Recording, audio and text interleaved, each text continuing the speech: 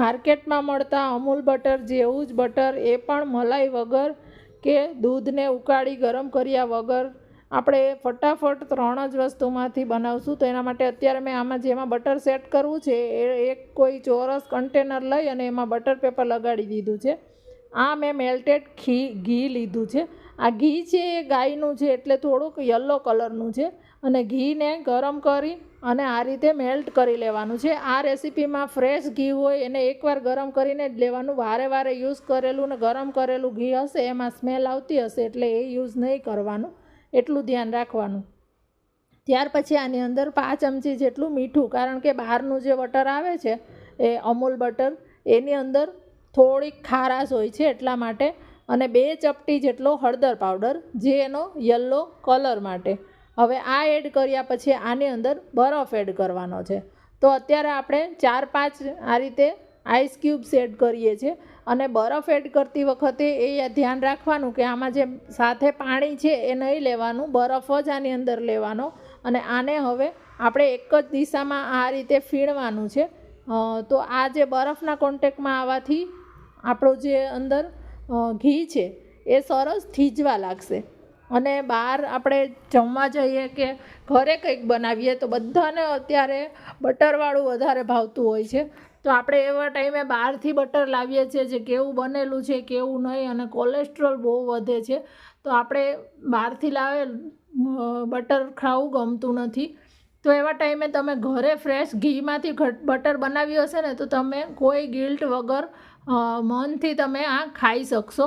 અને આનો ટેસ્ટ એટલો સરસ લાગે છે ને કે તમે બહારથી લાવેલું અમૂલ બટર ખાઓ કે આ ઘરનું આ બનાવેલું બટર ખાઓ, ખ્યાલ જ નહીં આવે કોઈને. તમે આ ઢોસા, પરોઠા, પછી પાઉંભાજી, દાબેલી, કોઈ પણ વસ્તુ બનાવી એમાં આ બટરનો યુઝ તમે કરી શકો છો. ઇવન તમે પુલાવમાં કે પોપકોર્ન, કોઈ પણ વસ્તુ, બટર મકાઈ તમે એક વખત બનાવીને યુઝ કરજો. 2 થી 3 મિનિટમાં બની જાય છે. આને એક જ ડાયરેક્શનમાં જો ફીણતું રહેવાનું છે. એવું કરતાં કરતાં 2 મિનિટમાં જ આપણો બધો જ બરફ છે એ અલગ થઈ જશે અને બટર છે આ રીતે જામી જશે, બટર બની જશે. તો હવે હાથથી જ આ રીતે જે બરફના એમાં આઈસ ક્યુબ્સ છે જેટલા હોય વધારાના એ બધા કાઢી લેવાના. અને હવે આને એકદમ સ્મૂથ કરવાનું છે. તો 1 મિનિટ જેવું આને એક જ ડાયરેક્શનમાં આ રીતે ફેટી લેવાનું છે. એવું કરવાથી એમાં કોઈ ચંક્સ કે નહીં રહે અને એકદમ એક સરખું બહાર જેવું સ્મૂથ જે બટર બને છે, એકદમ ક્રીમી એવું બટર તૈયાર થઈ જશે. આ એટલી ઇઝી રેસીપી છે ને કે તમે હવે જે આને કન્ટેનરમાં, હું આ રીતે કરતી નથી, હું ડાયરેક્ટ જ કન્ટેનરમાં ભરી દઉં છું. પણ અત્યારે તમને બતાડવા માટે એના ક્યુબ્સ પાડીને પણ હું બતાડીશ, એટલા માટે હું અત્યારે આ રીતે બટર પેપર લગાવેલું ચોરસ જે આ ટીન છે એની અંદર હું ભરું છું. નહીંતર હું ડાયરેક્ટ કોઈ પણ ડબ્બામાં કે ભરી દઉં છું. તો મેં આની અંદર બધું બટર અંદર એડ કરી અને ઉપર આપણે બટર પેપર ફરીથી થોડુંક પ્રેસ કરી અને દબાવી દેવાનું કે શેપ એનો આવી જાય. એટલા માટે તમે વધારે પ્રમાણમાં બનાવતા હોય તો એકદમ પ્રેસ કરી અને એનો પ્રોપર આ સ્ક્વેર શેપ આવવા દેવાનું, બહાર જેવું લુક જોતો હોય તો. અને આને 10 મિનિટ આપણે ફ્રીઝરમાં સેટ કરી લીધું છે. 10 મિનિટ જ મારી પાસે ઓછો ટાઈમ હતો, મારે અત્યારે યુઝ જ કરવું છે આને. 10 મિનિટ પછી જો હું તમને બતાડું, એમાંથી અનમોલ્ડ કરી અને હવે આને આપણે કટ કરીને હું બતાડીશ તમને.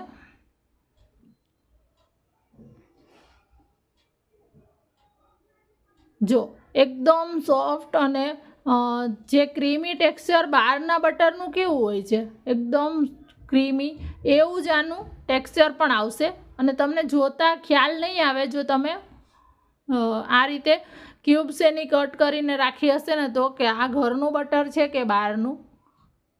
અને ખાવામાં જરાય ખ્યાલ નહીં આવે. જો કેટલું મસ્ત એવું અમૂલ જેવું જ બટર તમે ઘરે આસાનીથી બનાવી શકો છો, અને એ પણ કોઈ ગિલ્ટ વગર. જો એકદમ ક્રીમી સોફ્ટ એવું આપણું બટર. આને તમે બ્રેડ બટર બનાવવા માટે કે પછી તમે ગાર્લિક બ્રેડ બનાવવા માટે પણ આ બટરનો યુઝ કરી શકો છો. આમાંથી તમારે અંદર ગાર્લિક પેસ્ટ, જે લસણ, ફ્રેશ ખાંડેલું લસણ અને મિક્સ હર્બ્સને એડ કરી દો એટલે આ ગાર્લિક બટર પણ આમાંથી જ બની જશે. જો હું તમને બતાડું છું કેટલું મસ્ત એવું બહાર જેવું ચોખ્ખું મેઇન વસ્તુ તો એ છે કે આપણે ઘરના ઘીમાંથી બનાવ્યું છે, એટલે તમે બાળકોને આપણે ખાવા આપવું હશે ને આ બટરમાં શેકેલા પરોઠા તો પણ આપણને કોઈ ગિલ્ટ નહીં રહે, અને આપણે એને વધારે પ્રમાણમાં ઘરે જ બનાવેલું બટર ખવડાવી પણ શકશું. અત્યારે ફરીથી મેં કન્ટેનરમાં સેટ કરી દીધું છે, અને તમે એમનેમ જ આ રીતે બધું અંદર સેટ કરી અને આ રીતે બટર નાઇફથી લઈ અને તમે જોઈ શકો છો કે કેટલું સ્મૂથ એવું આ બટર છે.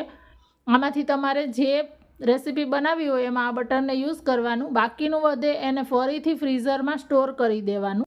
રેસીપી ગમી હોય તો લાઈક કરવાનું ના ભૂલતા અને કોમેન્ટમાં સજેશન્સ પણ આપજો.